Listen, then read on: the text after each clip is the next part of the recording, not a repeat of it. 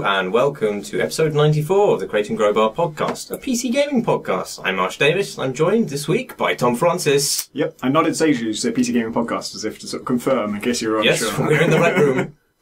That was Tom Francis, and now Graham Smith. Hello, I am also here. I did not nod sagely. No nodding sagely. Two people who aren't here and also aren't nodding sagely, unless by some incredible fortune they happen to be somewhere else in the world, are Tom Senior and Chris Thurston, both PC Gamer members. And they're not on this podcast, which means we can talk about PC Gamer and what we really think. We can talk about E3 and what we expect going to happen there, because PC Gamer have a very exciting PC Games Expo there. So they're all clued in about the exciting stuff that's going to happen. And presumably, without their presence here, there won't be any awkward pussyfooting. I will pussyfoot slightly. Oh, but see? Not quite right. so much. Well, I'm fucking balls ignorant, so, you know, I no pussyfooting from me, just balls. I hope we see more of the new Deus Ex. Oh, yeah. Oh, God, I'd forgotten about that. Yeah, that's all I care about now. And Mirror's Edge 2? Yeah, I think they said there will be more of that, and I think they even said that it would be out early 2016. I was watching Daniel Hines of the Stealthy Bastards and also works for GameSpot Australia. I can't remember why it came up. He was talking about it on Twitter, and he said that he was just saying he liked it so much, like Mirror's Edge, the original, so much that back in the day he used to do speedruns to custom music, and he linked one. And so I watched him play a level of Mirror's Edge with some custom music. And it's really cool to watch because for one thing, it's just a great game to watch played well. It's just so beautifully elegant. And you forget about all the kind of, there are some interesting like twists in those levels where you run and jump over a gap and there's a wall in front of you, and instead of jumping onto it and climbing up, you actually spring off it and jump onto a platform behind you and vault up on that. But then he comes to some combat bits. And, of course, like, speedrunning is always the idealized version of the game. It's kind of like how it would be, well, not always how it's intended to be played, obviously. But in this case, he's playing it pretty much as you're meant to. And so it's just kind of everything going perfectly. And so it's 3 enemies, and he kind of rounds the corner right in front of one of them, does the gun snatch thing perfectly, where they try and, like, shove him, I don't know how to say what gender to use for a male player playing a female character. I think I'll say him. They try and shove him with their AK. He grabs it and then like knees them in the groin and kicks them to the floor, and then uses the AK to, well, it's not an AK, but an assault rifle, to just quickly gun down the other 2 so fast you barely even see them, and then just drops the gun and bounces off the wall and is on again. And I was like, if it actually worked like that most of the time, it would be so good. Like, there's not even any trickery or like real game design to be done to make that work. All you have to do is just make those takedown counter things work every time. Like, not be a timing thing, just if you press that button, if you're close enough to them, it always works. And you've got the gun, and the gun just kills other people really quickly. So it's not exciting, but it's just over with. And it looks, all those lessons will have been learned with the sequel. Well, that's what I'm wondering, because I know whenever I think these things, I'm aware that I'm actually in the minority, because most people who like me sort of like love so much about Mirror's Edge, but don't like some things a great deal. Almost all of them, every time I mention this on Twitter or anything, I just get loads of replies just saying, no, just take out combat completely. There shouldn't be any enemies at all, just always completely total free running. I just kind of think, I'm not sure it would be quite as good like that. No, so, I agree. I think if you take out the enemies, well, first of all, like, even when you're not fighting the enemies, you're being chased by enemies, and that's what creates a lot of the tension and the excitement.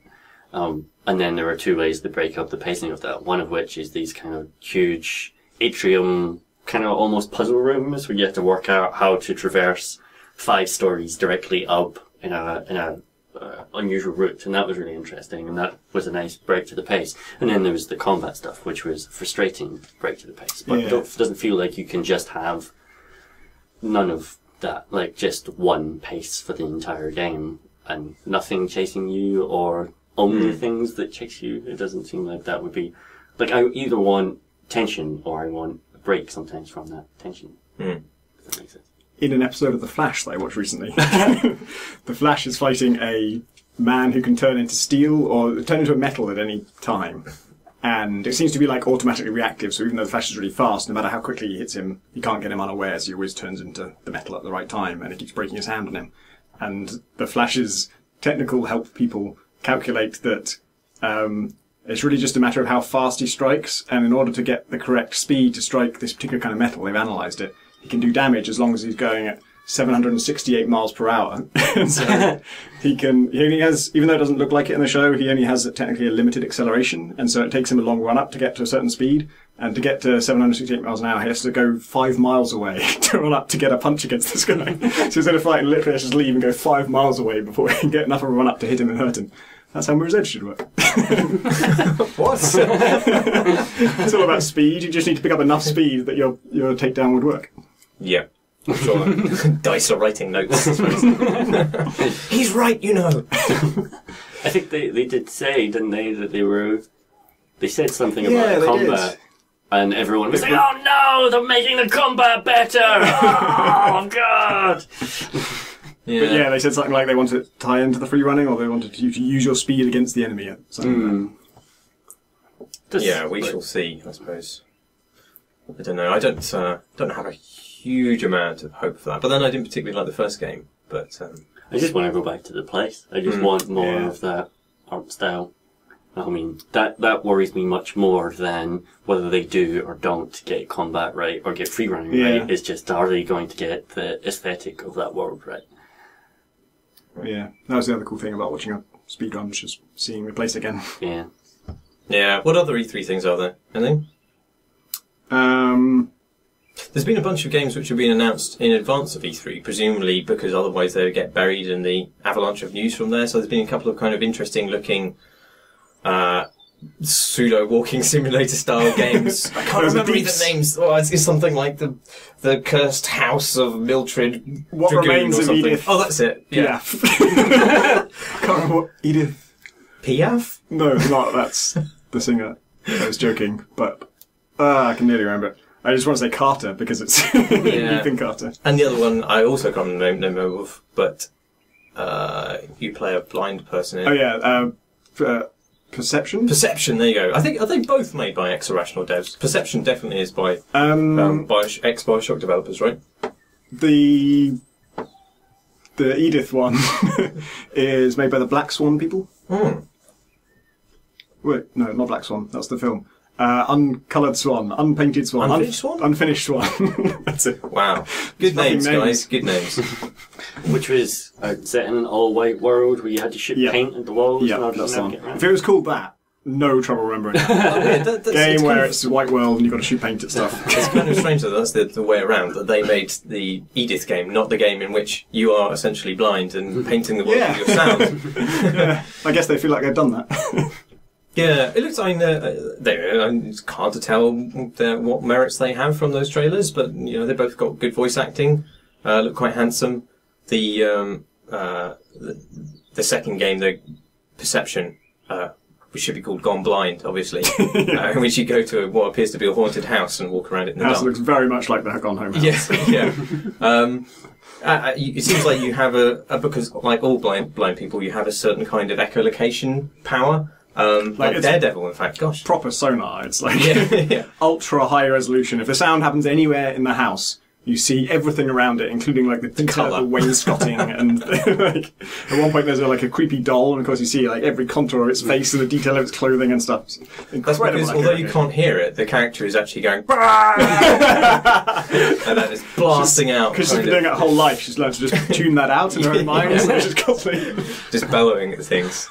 There was actually, she seemed to have an ability to kind of ping a location with a kind of thunk. Which do you think that was a cane, maybe? Yeah, something like that. Because it seemed to be only just in front of her, and she could kind of make a thunk, and then I can't remember if we properly explained this, but you know, whenever there's a sound in this game, it's like a grenade going off that that in the blast radius you can see stuff, and outside that blast radius everything's totally black. Although it's a house with lots of drafts in it, so there's kind of wafts of air that billow over scenery and obviously paint it in as it kind of casts. Yeah. Makes noise brushing over it, I guess. Yeah, it's like, if you remember in Daredevil the movie, the Ben Affleck one, was it? Yeah. When it rains, he can just fucking see. Yep. He's got such good hearing that if there's any sound going on at all, he has perfect high-resolution vision of all things that have rain on them.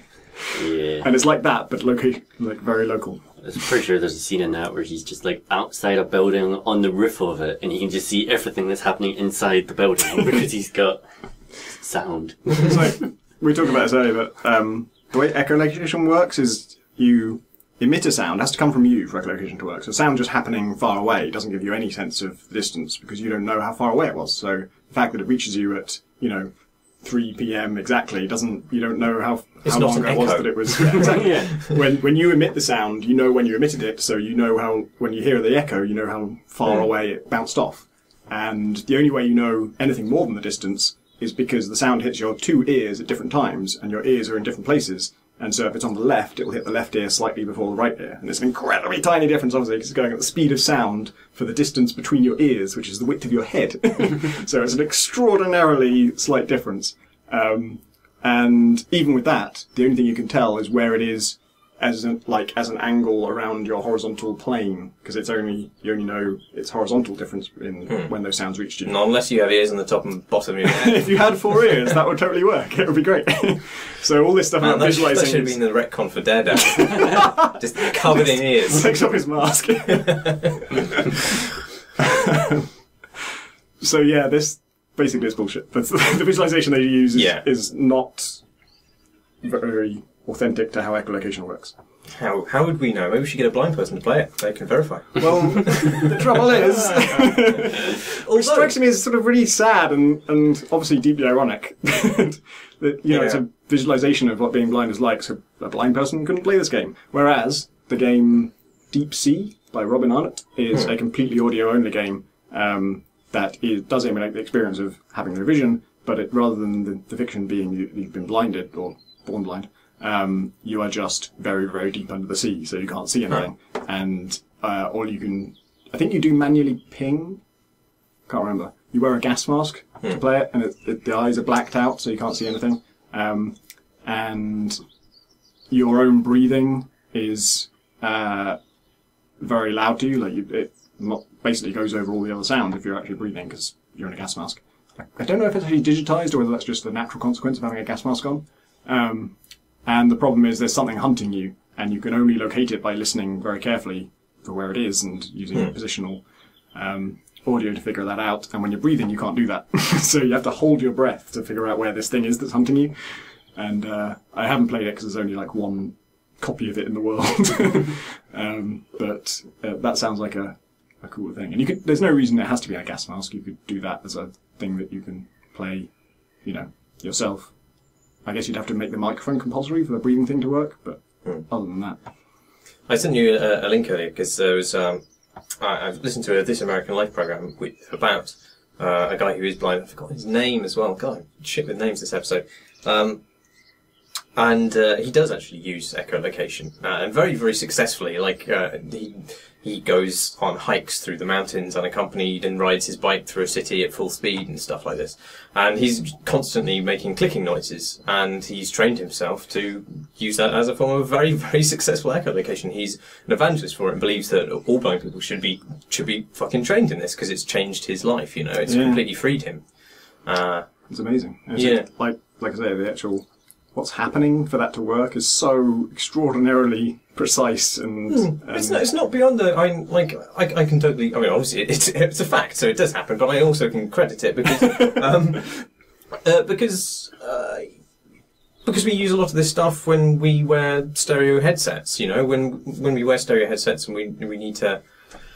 When stereo audio is recorded, they record it by putting microphones on a head, on like a foam head, and then obviously the difference between the two microphones, which is and the contours that it bounces off when it goes into those ears, is what it's trying to replicate. So we can detect that as But in games, that wouldn't work because you don't know where the sound is going to be coming from.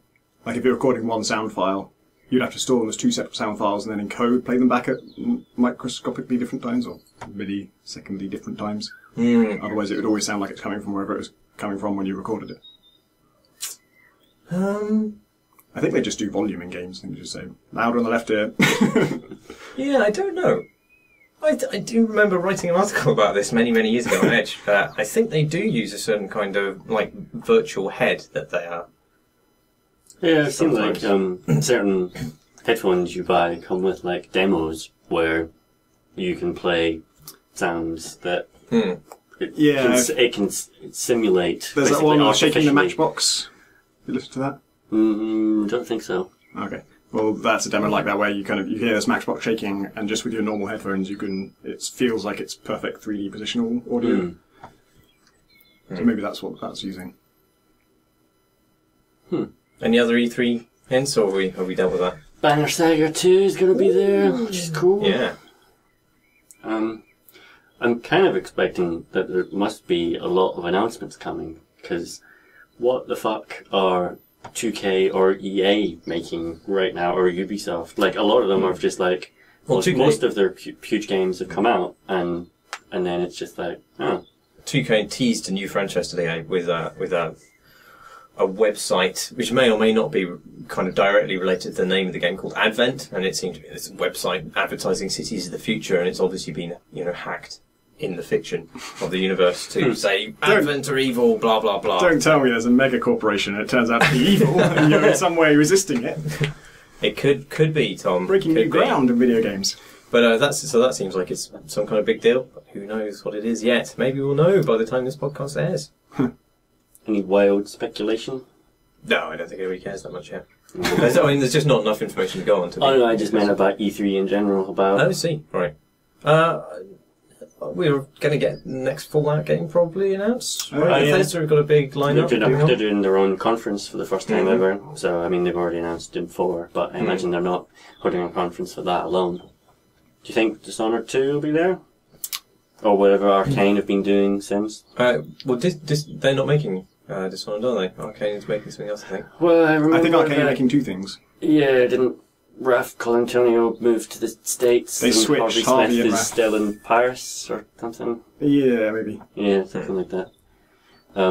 So presumably they're doing something. I also wonder if Ubisoft will announce like Watch Dogs 2 or something like that.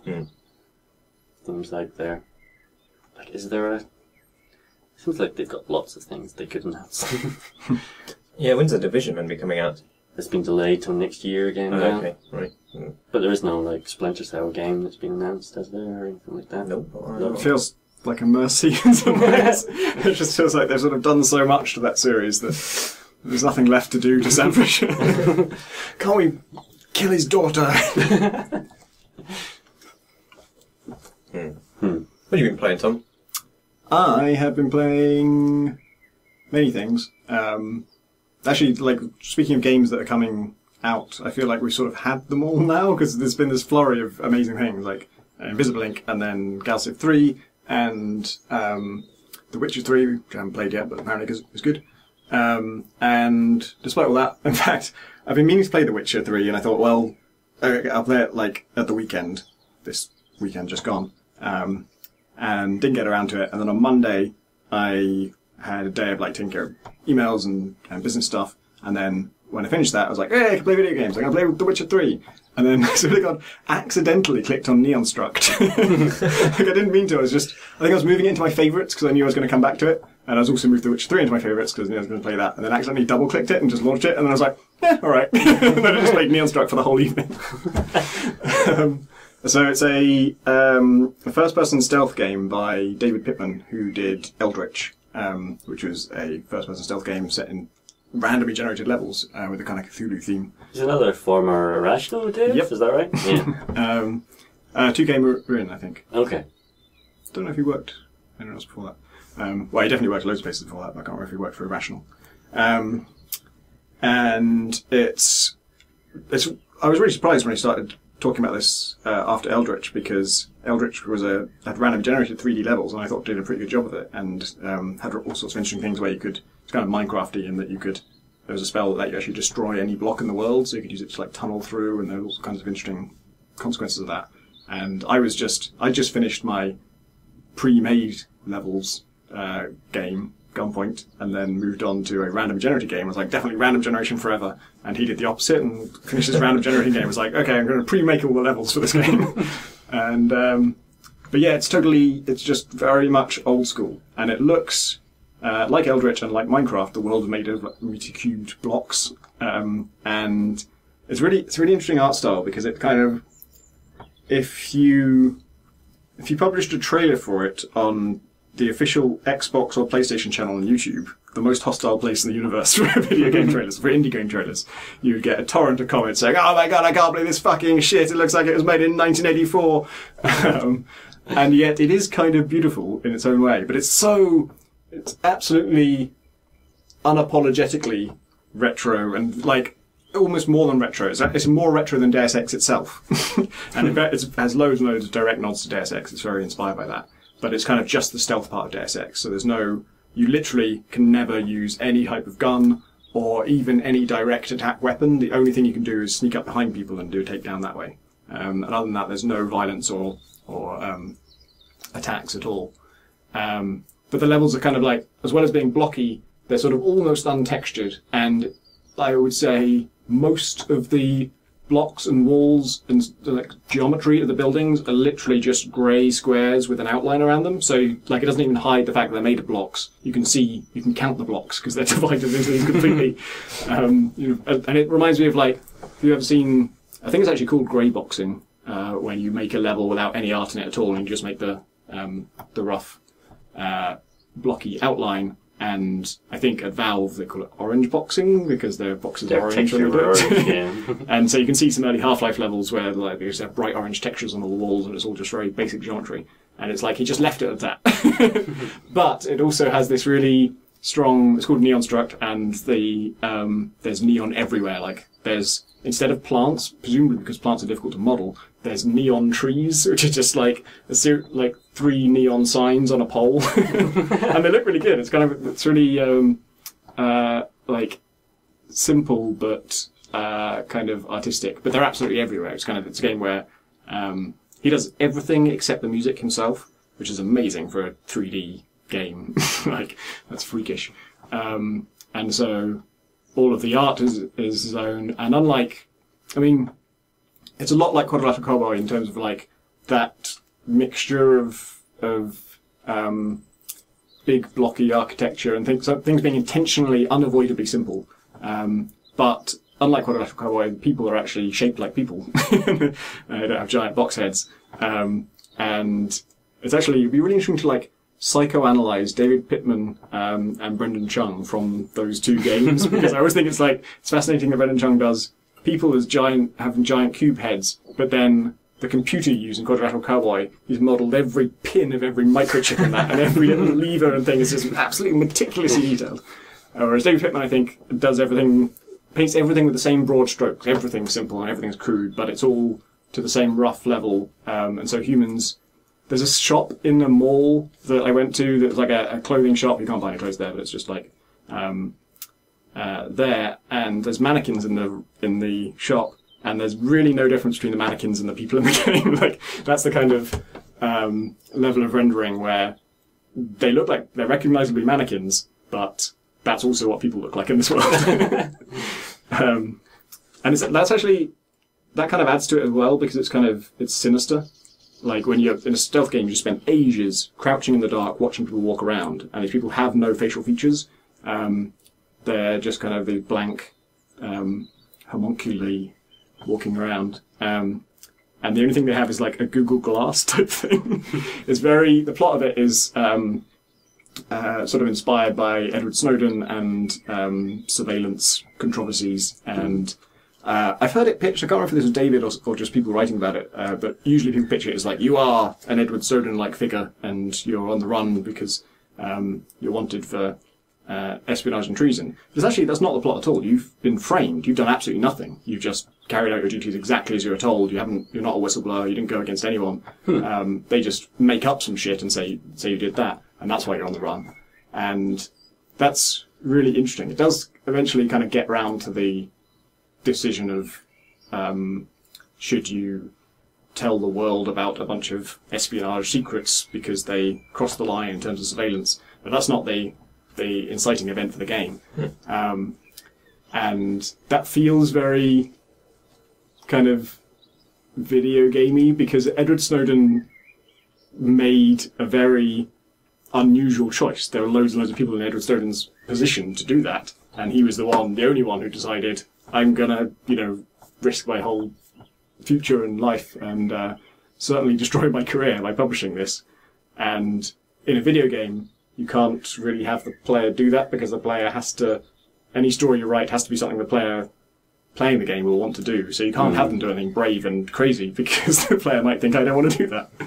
So that's kind of interesting. I think, I don't know, this doesn't really spoil anything, but my guess is that it's leading towards me making that decision at the end of the game, maybe. Because now I do have some evidence that I could release this if I wanted to. It's sort of less interesting that way, though, because it feels like, well, the evil mega corporation or government or whatever are obviously bad in that they framed you for a thing that you didn't have to do at the start. Whereas what's interesting about the Edward Snowden situation is that it's more ambiguous than that. And like, that would be a more interesting start to a game about conspiracy theories than the juvenile. These are the megacorps that have huge amounts of power and are explicitly and obviously evil. Yeah. It's your boss who frames you. That's right in the start, so that's also not a spoiler. But your boss is just the slimiest creep in every possible way. There's no line of dialogue he has that doesn't have at least one word in it that's designed to make you hate him. Like, he keeps calling you darling. Is it voiced? Is it text? No, it's all text. How does the stealth work as well? Very simply. That's what's strange about it, is Eldritch was a game where he simplified loads of things in order to do something really brave and adventurous, which was randomly generated 3D levels, and also to kind of go into some Lovecraft mythos and have that kind of like roguelike thing of finding spells and upgrading your character in somewhat random ways. And so with Neon Struct, I was always waiting to hear what the kind of twist was, what the kind of special... I'm making a simple stealth game in order to showcase this new feature. And that's kind of the indie game cliche, really, is like you make a simple version of something that already exists and have one cool twist and special button that switches something. And I couldn't think of an example on the fly. It's a cross-link mode. Beware of the buildings. Yeah, it's fucking indie developers. But it's it like doesn't... Turrican, but with Stetsons. It basically doesn't have a gimmick. It's just a pure retro stealth game. And it's... really, to play, has a lot more in common with Thief than it does with Deus Ex, but it looks so much like Deus Ex and just has that feel of cyberpunk dystopia with very primitive rendering style, but also very moody lighting. Like it's very softly lit in every place, and of course that's part of the game as well because it's all very light based, and you have a light meter like you do in Thief. Right. Is it line of sight then? Are you kind of trying to dodge vision cones and stuff? Or? You don't see their vision cones. That's the other thing that's weird about it. Like I guess I just can't help designing it myself. I got thinking if I was doing this, I would change it in this way. I would make it about vision cones, and I'd make it about being able to see all of the rules of a stealth game, so that the player's never in any doubt. I think I showed you guys some screenshots of here's a thing where it's saying I'm in the dark, and light meter is saying, light meter is saying I'm in the dark, and clearly it's quite light, and this one's saying I'm in the light, and clearly it's quite dark. And so that's, I want to solve that, and I want to say, let's have, what are those lines on maps that show height? Oh, yeah. Those lines on the ground, just very faint, as you get close to an area. If you're approaching an area of change where this place is a 0 light level and this is a place that's a 1 light level, just for a moment kind of flash the line on the ground and show you that you're moving into that area. Well, you could have all light kind of painted in really kind of posterized, clear gradients. Yeah, you could artificially make it sort of like that. But it doesn't do anything like that, and it's just completely about guards patrolling, and you wait in the dark until the guard is facing the wrong way, and then you try and slip by them, or you sneak up on them and tase them. It's not even clear if I'm tasing them. I don't know how I'm knocking them out. You just press use on them and they fall over. But that doesn't really hurt it, because it's not, like I said, it's not about combat at all. But the first level, I was actually recording it because I thought I was going to do a Let's Play series, and it went so badly that I decided I'm just not going to publish that because it was boring and frustrating to play, and probably much more so to watch, because I was trying to... The game sort of encourages you not to take anyone out. It's not only not kill anyone, but it sort of suggests you shouldn't even knock them out. Yes, at the end of every level you get a grade, and you get... There's 5 different things you're meant to do. Be undetected, set off no alarms, no one finds any bodies, don't take anyone down, and find all the geocaches, which are little collectibles around the level. And for every one of those you don't do, you get docked a grade. So the best possible grade is A, and if you... There's a lot of ways to lose grades there. Yeah, so I'm never going to find the 5 collectibles. That's never happened and never will. So I've lost a grade there. I'm never going to refrain from knocking anybody out at all. There's always going to be a case where I need to knock somebody out, so I've lost that grade as well. And so far I've never managed to avoid people finding bodies, even when I thought I had. So that's 3 grades gone. So my maximum grade is C. I can only ever get C, and that's for being undetected and setting off no alarm. So that's the only thing I try and do now. But on level 1, I tried to do the don't even take anyone out thing. And really, really didn't go well. Just a lot of just waiting and waiting and waiting, because this guy's patrol route is so fucking long. But I missed my window, and so now, I can't go now because he'll turn around soon enough. But when he does turn around, I've got to wait again for him to come all the way back and then go past me, and then can't go then because he's on the short end of the patrol route. So I've got to wait for him to turn around again and then go past me in the other direction. And then the second he does that, that's when I've got to go to the door, because then when I get to the door, I've got to hack it. And to hack it, you have to play a game of Breakout. And that takes like a certain amount of time, and it's hard to predict how long that's going to take. And if anyone sees you, time is still flowing in the background while you're playing that. So people can catch you while playing Breakout in their office, and then they get furious. And they just beat you to death with truncheons. And that's the game. So it was doubly frustrating because that first level... So that one thing was I was playing it the way it's meant to be played, I think, but I don't recommend that. I don't think you should play it that way. I stopped playing it that way because it was so... incredibly difficult, and also just kind of the bad kind of difficulty, in my opinion, where you're just waiting and waiting and waiting. And I think that's probably partially just I'm not that big a fan of old school stealth games. I'm not a person who's pining for an old school purist stealth game. I love Dishonored. I love Deus Ex. Those are my kind of things. So in some ways I'm not the target audience. And I've heard, I think Nathan Grayson is just absolutely rapturous about it because he's been waiting and waiting for a purist first-person stealth game. So he's the person it's for, really. So that part of the problem was I was playing it the wrong way. You should play it the way you're not meant to play it and take people out, because that's just so much nicer. Like locking someone out and then just having that area be safe for a while is just everything. And then like hiding bodies is actually quite fun. I haven't succeeded at it yet, but it's fun to pick up a body, and then you're really, really slow when you're carrying them. So can I get this body to the dark before this guard comes around the corner? And if I can't, then I drop the body and sprint away, and it's kind of a moment of improvisation and panic, and I really enjoy it. That's literally the thing I enjoy most about stealth games is cleaning up a level, by which I mean knocking out all the living people and then stacking their inert bodies in a storeroom somewhere. Yeah, and there is the first level, again, I was trying to do this without knocking them out. You have to bug a room, and it's a couple are in the hotel room. And there's like a bedroom section, it's the presidential suite, and so there's a bedroom section and an open section. And then in the bedroom, it's just a square room, the normal size of a bedroom, well, actually a bit bigger. And you've got to bug something at the far end of it, and the woman is just in that room walking backwards and forwards on a patrol that takes about 2 seconds for her to turn around, and she's right in front of it. I can't see any way that you would ever get around her, so you must have to like, you can kind of throw coins to distract people. Or maybe you're meant to, like, if someone partially sees you, they get a question mark and they walk towards you, so maybe you've got to get seen a little bit and then hide away. I can't see, there's no way to properly, well, so like really, really purist ghost players have to play where they don't even alerting, or no one even has any clue that anything happened at all, so distracting is off. And I don't think that's possible in this level. And I'm still trying to think, because it makes a big deal of rewarding you for not even being detected or taking anyone out. I'm trying to see a way around that. I just couldn't see any way around it. And it didn't matter anyway, because I got caught by the guy, I think, and then I had to sprint out of the room and then hide. And then at that point, it was like, fuck, I'm just going to knock people out because this is way too hard. And the other problem with that level is that there's, in that room, in the presidential suite, there's a special security guard who's still a normal security guard, behaves like a security guard, but she's wearing a red suit instead of a blue suit like everyone else. And your mission is to find the chief of security, because the chief of security has the key card to the suite you need to get into, or has the master key card that gets you into anyone. So I'm like, yes, I found the chief of security. Her label is just security guard, just a normal security guard. The chief of security is just another random guard of the many blue guards. And again, if you're trying not to knock them out, going up to each guard close enough to see what name pops up when you get close to them is just a nightmare. It was only because I was up for knocking people out at that point that I was even able to do it. If I hadn't done that, And I just went around killing everybody, and then eventually one of the people I killed was like, oh, that was the chief of security apparently, and he got the card on it. But he looks no different to everyone else. Just to be clear, your position in this game is that it's not awful, right? So that's what I'm getting to, because level 1 was a really bad experience. Like, I was almost thinking, like, maybe I'm not going to even play through all of this.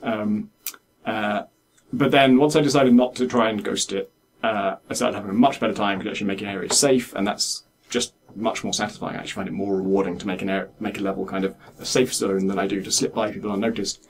And also, it just seems to get better and better. Like, every level is better than the last one, I think. And now I'm at the point where, when I read Nathan's thing, I think he or someone says, like, oh, I'm finally getting the feelings back that I had when I first played Deus Ex of going around. Oh, I think he said that it's the Liberty Island level of Deus Ex as a full game. And I was like, that was what Alec Meir said for us. Yeah. And I was like, fucking hell, that's strong praise. That's like one of the best levels in the best game of all time. And a whole game of that. And it's not that, but it gets more and more like that the more you play. And I'm on levels now where it really is just a big building with... one of the great things it does is, like, lots of the walls are just completely glass. So even from the outside, you can see all of the insides, and you can see where the patrols are and where your objectives are and where you're going. And so that's really good. And I think there are more and more alternate routes as it goes along, or maybe I just didn't notice the ones in the early levels. But it feels like it really opens up and becomes much more a game about infiltrating this building. And, like, technically that's doing what you're doing in level 1, but, well, I think I've been through my problems with level 1. So weirdly, like, the time when it really picks up is there's a level that takes place in a very different place, and I won't say exactly where, but it's a sort of a break with the theme and the style of the rest of the game, and I was a bit like, oh god, I don't want to do this really. But then the level itself turns out to be great, and it's partially because it's a little bit weird, and there's loads of glass everywhere, and so you can see into all the rooms and you know where you're going.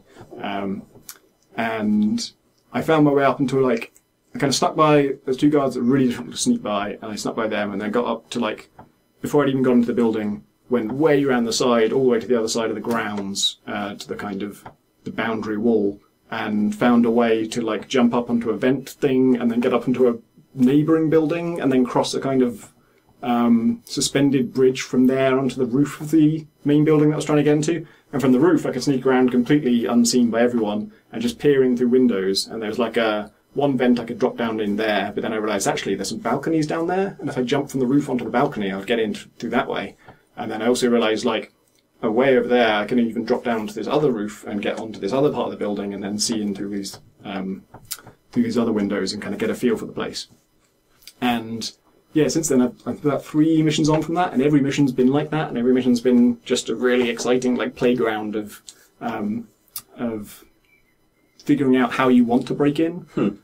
And so that first mission, my problem was one of my objectives was just randomly in the level. I didn't have any way of knowing where it was. And I read a note that told me it was the chief of security I need to find, but didn't tell me where he was. And so sneaking around is difficult. And so if you need to explore to find your objective, sometimes that's frustrating because exploring itself has a cost and a risk to it. And if you go down one path hoping your objective will be there and it's not there, it's like, for fuck's sake, I know how to go back. And particularly if you're not taking people out, that's even worse because now you've got to get past all the people you just got past. Whereas these later levels, the last one I played, there was like 3 different objectives, 4 if you count like sub-objectives, and for every one, as I was exploring the place, just everywhere I went was important to one of those objectives, and as I was passing this one, I'd see, oh, that's one of the alarms I've got to disable later, or I was circling the grounds looking for the best way in. And I think like the mark of it really working is when I'm circling a building looking for ways in and I see them and then I just move on because I know there's going to be even more ways in and I want to like have my whole perfect awareness of every way in and out of the building before I even decide which way to go in. And that's kind of how I'm playing now. And it might be partially just kind of getting used to the pace and kind of figuring out how to sort of approach it, like not rushing and just enjoying prowling through the dark. And at some point it becomes less about waiting for patrols to move away and just more about sitting there and watching and trying to understand where all the patrols are and looking at the guard over that guard's shoulder and figuring out where you're going to go next and what you're going to do after that. So now it's really clicking for me. I'm really enjoying it. I really like stealth games like Dishonored and Deus Ex, which are effectively power fantasies, just of a different sort. Yep. But I also really like games in which you're vulnerable and everything is of great threat, and they're not power fantasies. But I fucking hate stealth games where it's just about waiting for patrols, because it feels like it's about not engaging with the game systems then. And it feels like the challenge isn't in dealing with the challenges the game is presenting. The challenge is my own internal resource of just patience. Yeah. Like I have a patience bar which is ticking down in my own head, which is never long enough to deal with those sorts of situations. And so I take a risk that I shouldn't have done, and I get spotted, and that sends me back, and now I have to do it again, and that requires even greater patience because I'm doing it a second time. Or, like, my other question is, does it have a quick save button? Yeah, it has a quick save button, you can also save freely at any time, and it has the gunpoint save system where it auto-saves automatically and keeps your last 3 auto-saves. And it's a little bit less frequent than gunpoint. It's like, I think, every 30 seconds maybe, rather than every 5 seconds. But it's great just having that there as a crutch, because I think, again, I can't remember if it was Alec or Nathan, but one of them was saying, I may have got spotted a lot, and I may not have got that perfect score, and I may have set off alarms and things, but I know it's much more satisfying than if I'd quick-loaded all my mistakes away. And I'm like, no, quick-load all your mistakes away. It's so satisfying. It's fucking great to get, like, that said, I'm still only getting C's on the levels, but I'm kind of doing it the way I want to do it, and if I'm hacking an alarm with the breakout game, and I fail the breakout game so the alarm goes off, I don't want to improvise from there, I want to go back and do it right. Okay, I'm kind of glad that it has that crutch, but at the same time, it even more baffles me that it has that kind of just waiting for patrols to go by. Like, if you're going to have that mechanic in there and believe that that mechanic is worthwhile, why render it completely meaningless by having, you can just quick save at any time and skip back at any time? Yeah. It's like,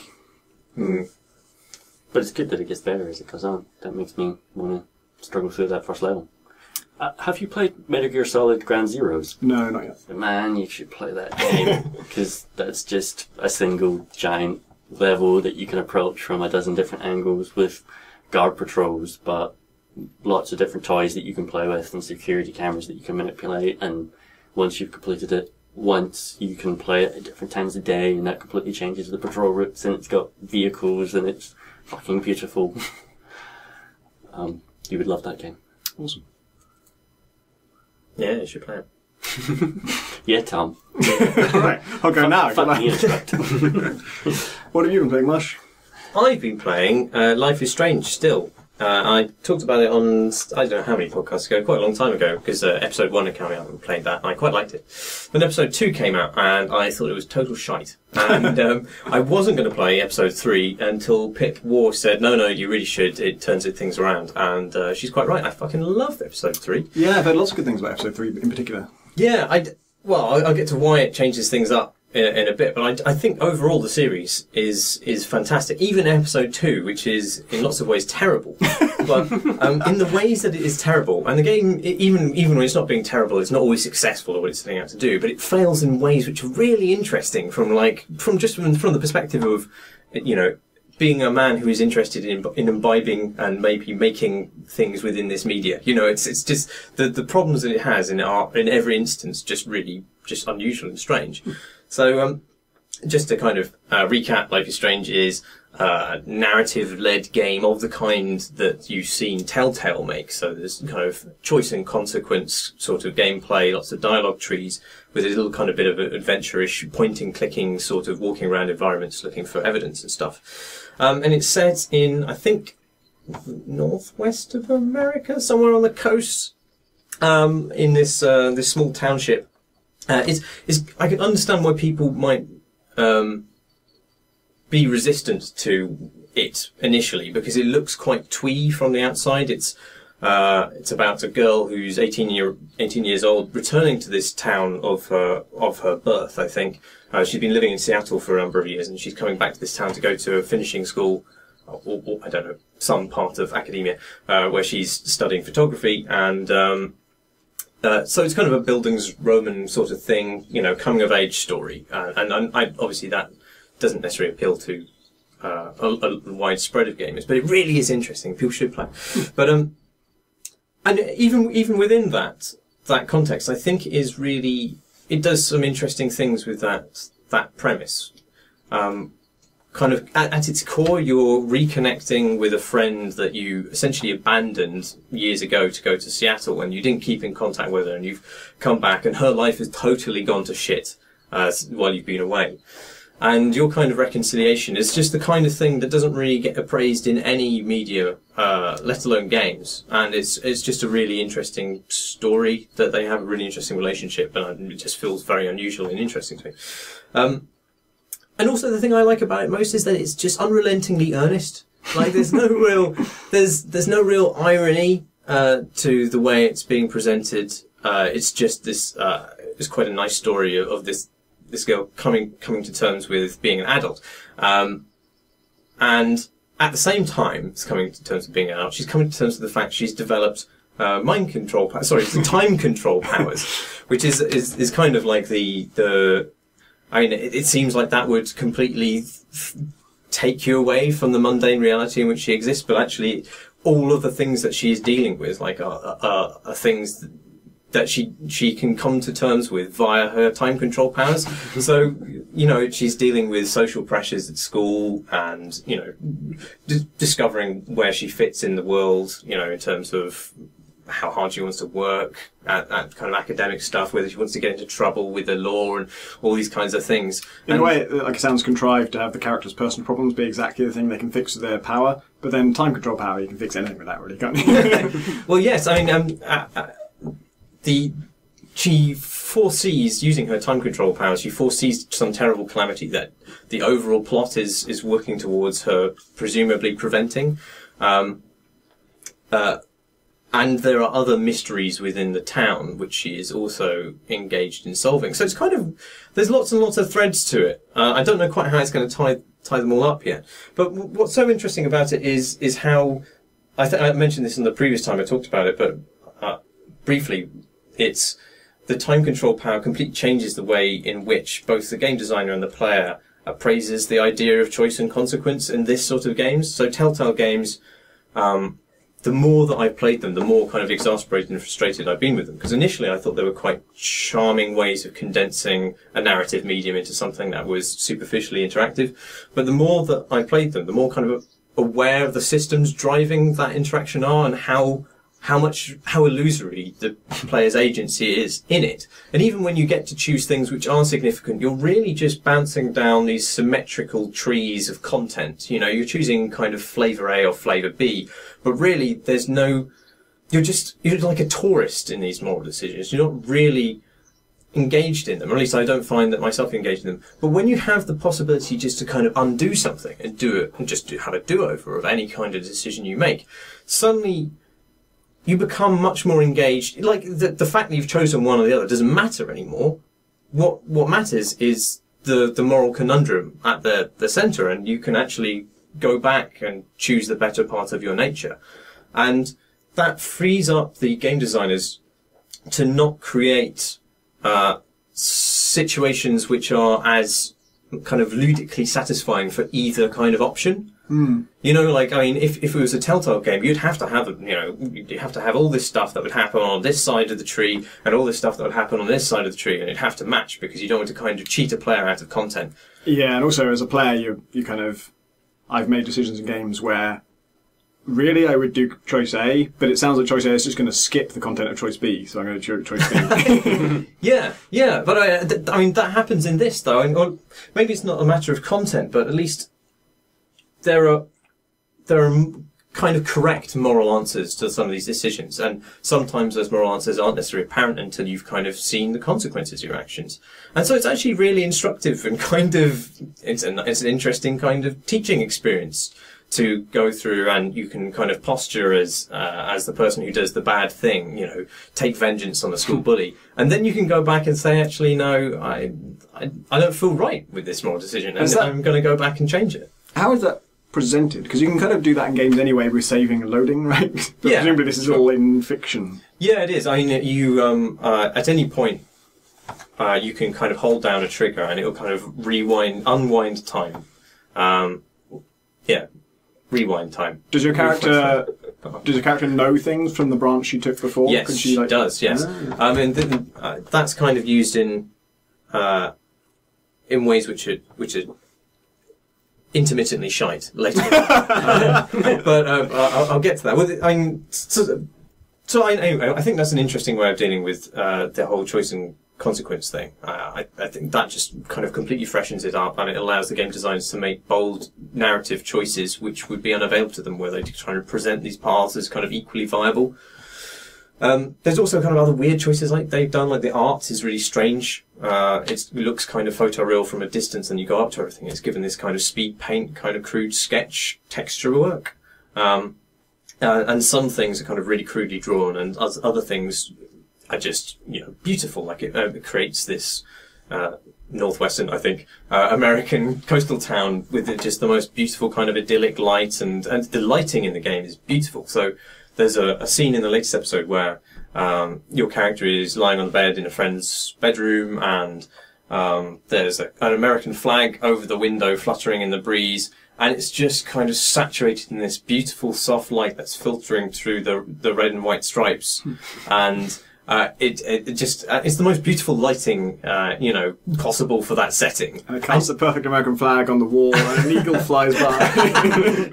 No, but if you look at the American flag, it's just this kind of crudely painted thing. And yet it's kind of, when it's composited in this way, it creates this photoreal sense. And I can't think of an example from any other medium where that kind of juxtaposition has been used to create a photoreal effect. Obviously, in films, like the backdrops to film sets, they're all polystyrene and stuff. You can go up to things and, you see Doctor Who, you can see the walls wobbling as they run past Daleks and stuff like that. But, that's never the focal point of it. That's never meant to be the thing that you're spotting.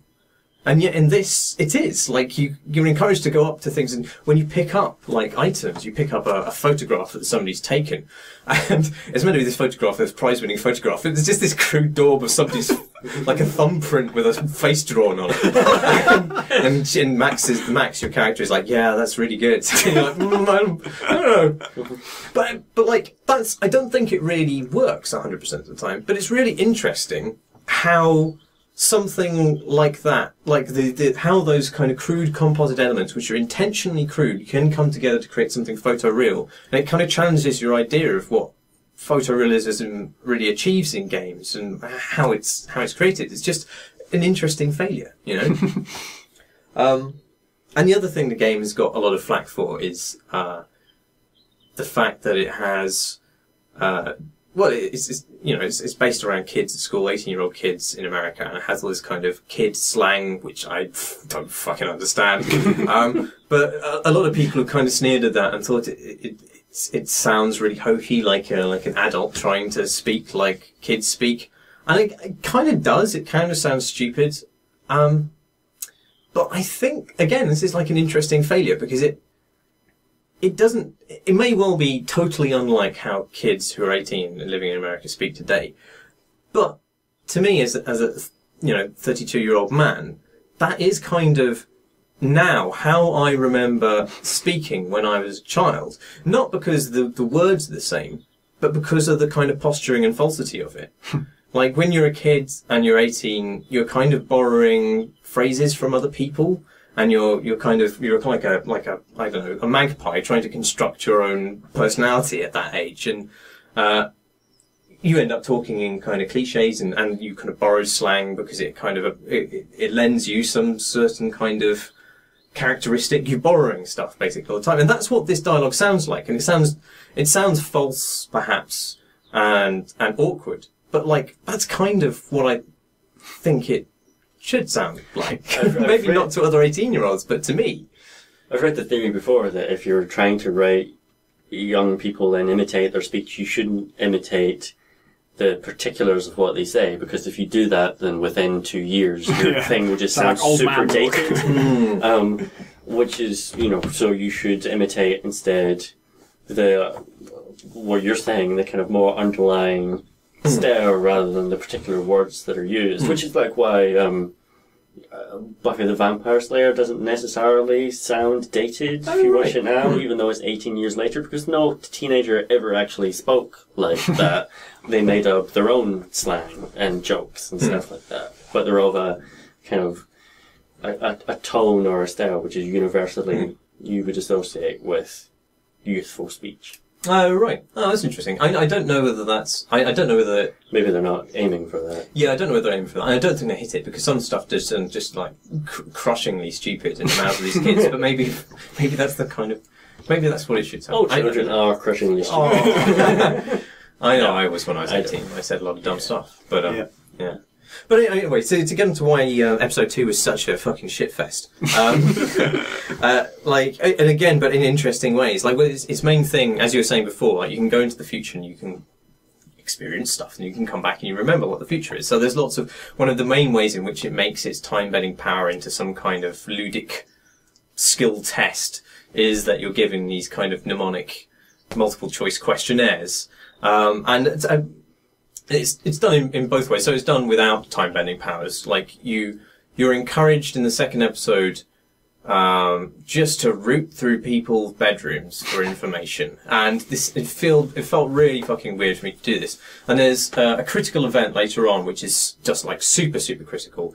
And in order to get the information required for that to succeed at it, you need to have basically turned over every item within a girl's bedroom while she's in there crying next to you. And like, I didn't feel really comfortable doing that. I didn't feel that was kind of like made any sense in the fiction. And so I didn't do that, and things went really fucking bad for me later on. And I resented the game for that. But there's another way in which that didn't work, but it's more clearly demonstrated by the second example I've got, which does use your time-bending powers. So you're in this cafe, and in order to prove your powers of precognition to a friend, you have to kind of experience what happens in the cafe, then rewind and tell her what's going to happen. Which is exactly what happens in Groundhog Day, isn't it? Yeah. And also in the Nick Cage thing where he can see the future. Oh, is it? Yeah, both of them have dinosaur ones, where they... Oh, yeah, no, you're right. It does happen in Groundhog Day. The way it happens in this is shit for a load of reasons, but one of them, for one thing, like the descriptions, the multiple choice descriptions of what happens, just don't really match up with what happens. Like the correct choice was not how I observed things going down. Like the things that happened just meant different things to me, as far as I could tell, because it's really badly worded or unclearly worded. But even then, there's this really weird thing that happens. So, say during this scene, like a butterfly lands on a chair or something like that. But you don't see that. You just don't spot it. Like, you know, you've not witnessed this occurring. So when you rewind and you're presented with a multiple choice, and it's got things like an eagle flies past the window, or like a cockroach runs over the jukebox, or whatever, made up stuff, and you've got the right answer there. And say you pick the wrong answer. Where has that wrong answer come from? Like, Max, your character, says this, but she hasn't seen it, and there was no reason for her to think that an eagle should be in the vicinity, and it's suddenly something that I haven't fucking seen. So it's just this weird kind of like, she's just possessed by the spirit of the designer and starts barking nonsense, and like that becomes, and when terrible things happen in certain scenes, because you just don't know what the answer is, and you've been forced to kind of bark madness at somebody. You feel really cheated and aggrieved by it, because it just doesn't make any sense. Like, it just bubbles out of the ether, this stuff. It's like a leakage from another reality. The only two options should be the correct answer or I don't know. Yeah, I don't know. The thing is, there's no real way they could fix that puzzle. They just shouldn't have it as a puzzle, which is what they do in the next episode. They don't have any of those mnemonic puzzles, and there are some kind of really contrived dialogue choices where you're picking between two options, neither of which you would sanely pick. But on the whole, it's pretty good, and there's quite a lot of kind of like sleuthing in this episode. But you're given, it's presented in a way in which it's socially acceptable for you to sleuth. You're not like breaking into somebody's bedroom while they're in it crying and rooting through their bin, picking up their pregnancy kits and saying, In Neon Struct, you can break into most apartments that you go past, and sometimes the person who lives there is in there, and it's difficult to sneak past them, and I kind of don't want to knock those people out because I feel like it's a bit rude. But there are light switches, and so you can just turn the lights out, and they'll never turn them back on. They don't do anything, they don't react to this in any way. They just keep patrolling between their bedroom and their bathroom and the I guess this is how things are with now. all the lights off. Fair enough. I'm doomed. While I crawl past them and raid their locker for $100, which is what is in every locker in the game. Which you don't feel guilty about. No, that's right. That's money. That's a victimless crime. Apart from the victims. Money in games does not belong to anybody. Unless you take it from their cold, dead body, it doesn't belong to them. Yeah. Yeah. So I think the third episode is kind of a triumph really in that way, and it continues with all the things that made the first episode good, the kind of beautiful relationship you have with this friend of yours. But it also ends on a twist, which, without spoiling, kind of really doubles down on the problems of time travel in a way which I didn't really expect it to go, because mostly time travel's, you know, kind of a throwaway conceit, and it doesn't really, you know, although the game doesn't necessarily talk about this, like time travel things rarely discuss the fact that you're probably destroying an entire universe whenever you rewind it. Does it destroy it, or does it hive off into a parallel universe without you? And, you know, what are the ethics of your decision making if those two circumstances are the case? And although the game hasn't gone there yet, like, it does talk about time travel in a way which is kind of has a moral consciousness to it. And the game is in other ways just so overwhelmingly moral that I'm really interested to see where it goes, because it's, you know, like, everybody who's played it has just gone, holy shit! At the end of the third episode, I really don't know. Like, it's just such a dramatic event that occurs there. I don't know.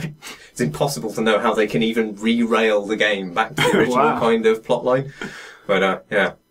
You saying that whilst shortly after my interjection about Neon Struct, I put together time travel and stealth games in my mind and made me remember that there is a game called Rosemary in Time by Sophie Holden, which is a stealth game about time travel in which you have to you walk around a level and like press switches or open doors and that kind of thing, and then if there's two switches that need to be pressed, you have to rewind time and create a new copy of yourself and go and press the other switch, which is kind of a common game mechanic at this point. But the twist is, because when you first press that switch, you didn't see anyone there, you can't go into your old self's line of sight ever, because it creates a paradox. Your old self didn't see anyone around, so you have to avoid yourself and sneak around yourself as if you're the patrolling guard. And so then, once you know you're doing that, when you go and press the switches in the first place, you've got to be sort of willfully ignorant and try and avoid looking at certain areas that you know you're going to have to go back to later, because, like, okay, at some point, you know, I've got to walk in this direction, but at some point in my route here, I need to turn away just for 3 seconds, just to give my future self a window of opportunity to sneak past me, so that when I look back, I won't create paradox. Which is an amazing idea, because that's like, if time travel did create paradoxes that did destroy the universe or something, that kind of is how you'd have to work. You'd have to intentionally create windows of ignorance so that you could leave open the possibility for yourself to cheat yourself. Also, it's called Rosemary in Time. Yeah. It's a great name for it. Yeah, pretty good. Yeah. Yeah, so I recommend it. I like it. It's not a perfect game by any means. Like, there's lots of things that are kind of crummy and clunky with it in the ways that genre of games are kind of unsatisfying in a lot of ways. But and it's not entirely consistent with its time powers. Like, it fudges stuff, and there are other really, really bad puzzles, mainly in episode 2. But yeah, I think in most of the ways it feels like even that kind of that multiple choice thing. Like, what a strange problem to have as a game designer. You know, like your voice is somehow intruding into the fiction and into the player's mind. Like, yeah, weird game. There are different schools of thought on what the unchosen options in a adventure game mean, and there's a really interesting moment on Idle Thumbs where there was an episode with Chris Remo, Jake Rodkin, and Sean Vanneman. Jake Rodkin and Sean Vanneman having worked pretty extensively on Walking Dead, and they're talking about an episode of Walking Dead where I think Sean Vanneman was the lead writer, and in The Walking Dead, you are a guy called Lee, who is, at the beginning of the game, being taken to jail for murder, and that's when the zombie outbreak happens, and that's how he kind of gets out of that, because of the zombie outbreak, I think. Or maybe, yeah, the driver crashes because of zombie-related things, I think. And at one point, nobody knows your secret at first. They don't know that you were ever an accused murderer. It's like a fresh start of sorts for you. And then at one point you have the option to tell, like someone asks you, did you do it? Like once they find out that you were going to jail for it. And you have the option to say, yes, I did, or the option to say you didn't. And Chris Remo was under the impression that it was intentionally left ambiguous as to whether you did it or not. And Sean was saying he feels if he writes, all of the dialogue options he writes are things Lee would say. So they all have to be things that, like, you wouldn't say you did it if you didn't do it. So if you have the option to say you did do it, then you did do it. And all the other options are lies or evasiveness. And so that's a really interesting thing, because that's something you don't really think about. And I tried, with Gunpoint, I tried to do it so that I had a similar thing. Like, they're all things Conway would say, but they're different, like, they're different voices in his head. Like, one of them saying, just be a jerk. And the other one saying, nah, she's nice, be nice to her. Or the other one's just saying, like, get to the fucking point.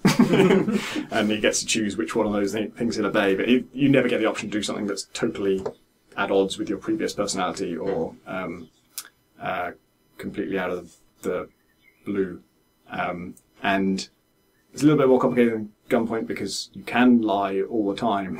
Lots of your options are lies, and most of the quests are about lies. And so the fact that you have these contradictory things, there's no way to know which one is true just from the fact that I offer them to you, because Conway could be lying, and that's the thing he would do. It's one of the things I like about the Witcher's dialogue choices is that you obviously have jerk choices and you have nice choices, but actually Geralt's kind of a jerk the whole time, secretly. And even his nice choices, he just says them with a kind of thick sarcasm. You know. But you know you're going to get the good, or as good a possible response from that, because it's kind of said, it's okay, this is the kind of choice that you're going for, but he still gets to kind of stick the knife in. It's very kind of satisfying. Yeah. What have you been playing, Graham? I've been playing a few things, most of which we've already talked about on the podcast, and I have no new thoughts on. So I'll run down them quite quickly. I spoke at the end of the last podcast about The Witcher 3, which you just mentioned, and about how unsatisfying its combat was. It feels like a game where the person who designed all the enemies and the person who designed Geralt's moveset never met or spoke to each other during the entire development of the game to me. Yeah. And I just feel clumsy in my every interaction with that game world. Like, I feel like a girl just leaps around, spasmodically bumping into furniture, flailing at enemies and not doing very much damage most of the time.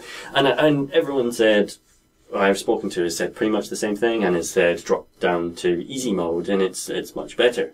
And I've done that, and I don't find it hugely more satisfying than it was before. It's like weird. Not dying quite as much through circumstances that I felt like I couldn't quite control, but at the same time it's no more satisfying to play through, and it's really hampering my enjoyment of that world when in most other ways I really like the world. I was told by Kotaku that I should up the difficulty from normal to the next one up, whatever it's called. It's hard. I don't think it's not like the maximum one, but yeah, the next one up from normal, because they say that well, Kirk says this, and I think Keza agreed that you don't get the combat if you don't have to use certain aspects of it, and it's only on the upper difficulties that you sort of have to use. I can't remember what it was, but like certain special abilities. Well, that's kind of true, but the thing is, I'd really want it to be that game where that is the truth, like because within the Witcher's combat mechanics, there are loads of affordances for you to kind of prepare for things. You have to read bestiaries to find out the different kinds of oils that you can then make to make your weapon stronger against particular foes, and you need to go into every battle prepared. I like the idea that Geralt, despite being this fucking super badass, is actually, in this world, extremely fragile. Like, he can be done in by anything, just as anybody, because a sword can kill anybody. You know, I like that sense of lethality.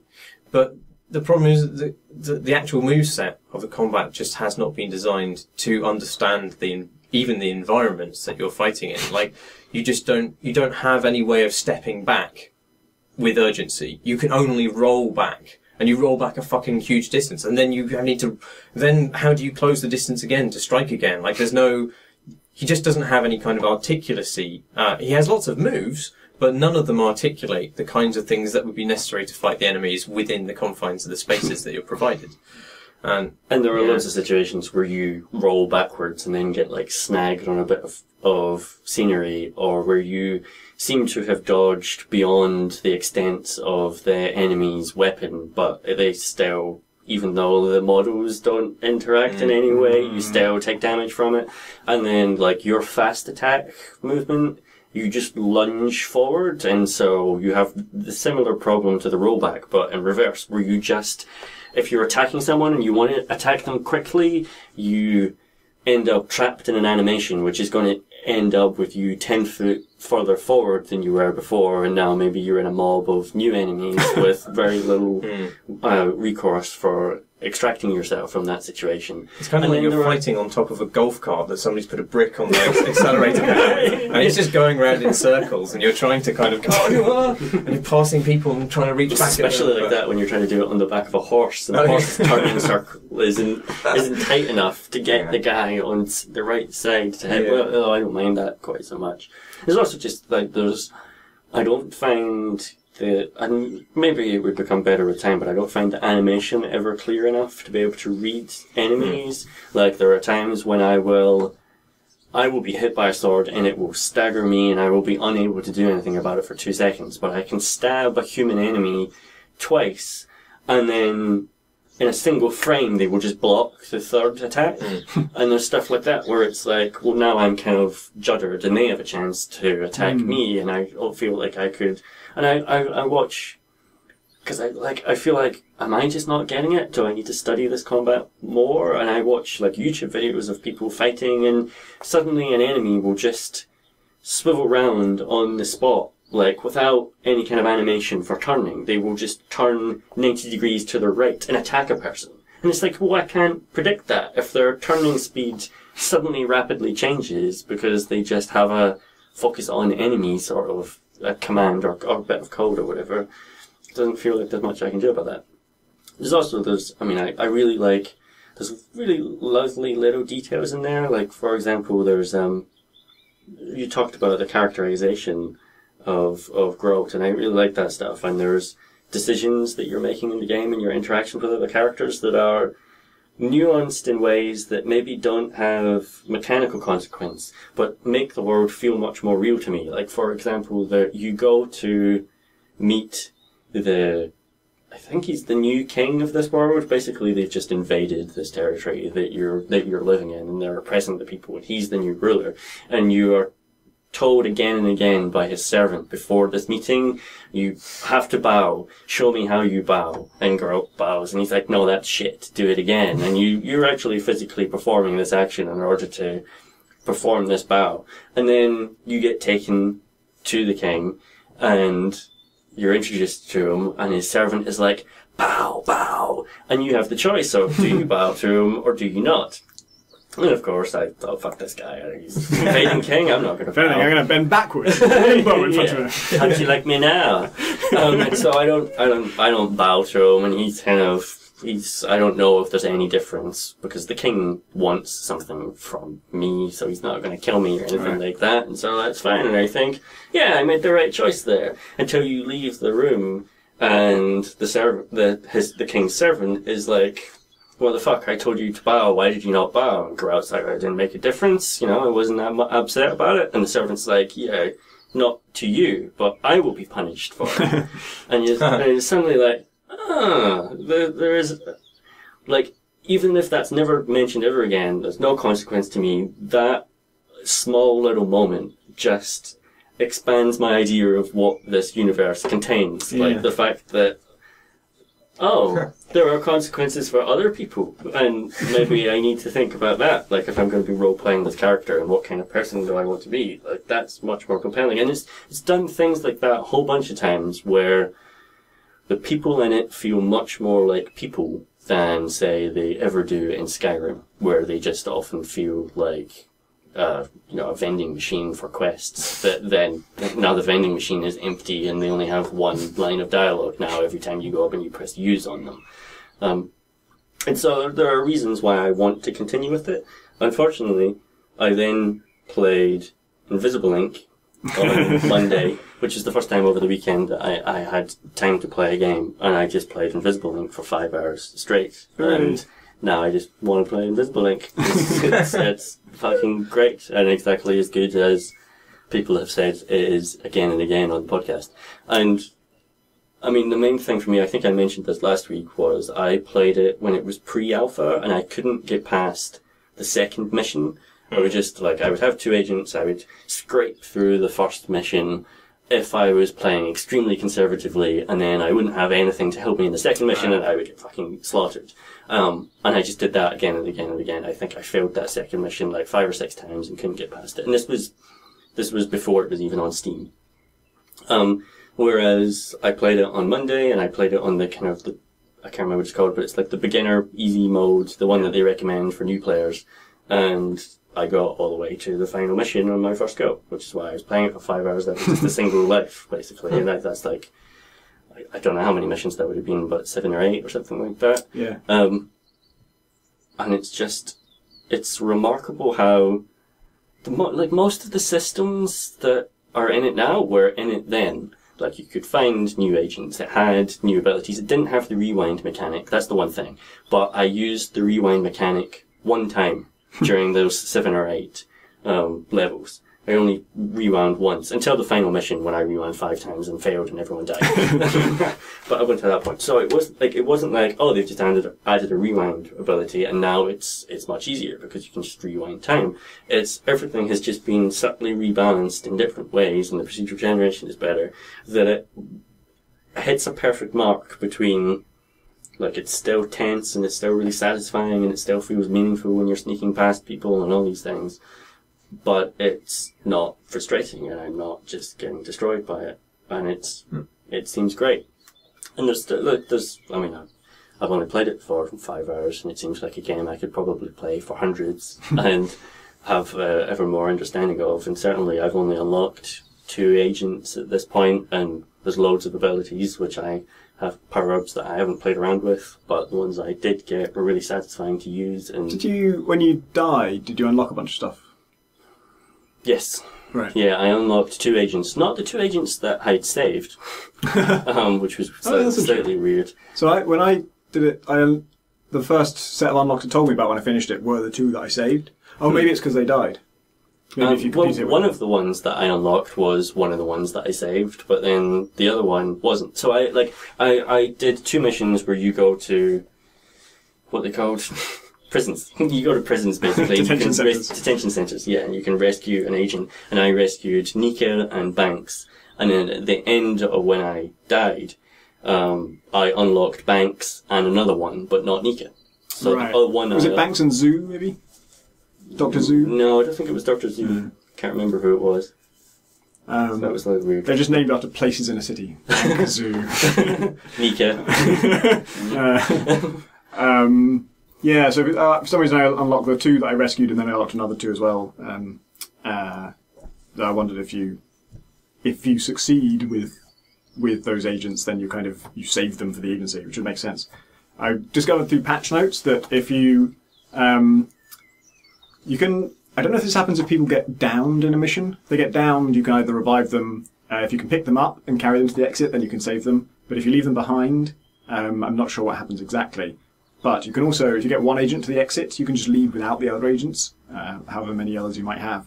And in that case, they are captured, and then when you go to a detention mission in future, they might be the one that you rescue. So you can get back the guy that you had. And that's actually, like, as well as being story-wise quite cool, you've often upgraded that person. So even though I think you probably still lose all their kit, I imagine when you rescue someone normally, there's no way to get any of their items or anything. They just have nothing, and that's a big disadvantage.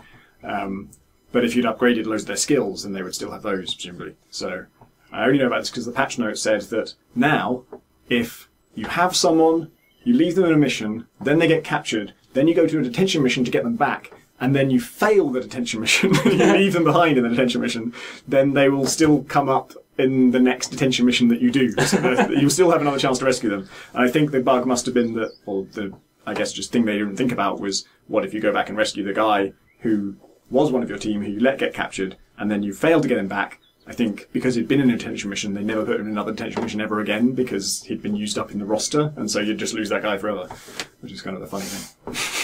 But that's kind of like, it's kind of, the thing that does so well is just that you can play throughout the whole game without any of that stuff happening and still feel like you're on the absolute edge of utter disaster. Like, it took 10 hours for my playthrough, and I just, at all times, just thought, oh, I fucked this up, oh god, it's all over, oh shit. And like, there would just be, in each mission, a moment, each mission would take me like nearly an hour to do, and there'd be a moment 50 minutes in where I'd be like, I think it's gonna be okay.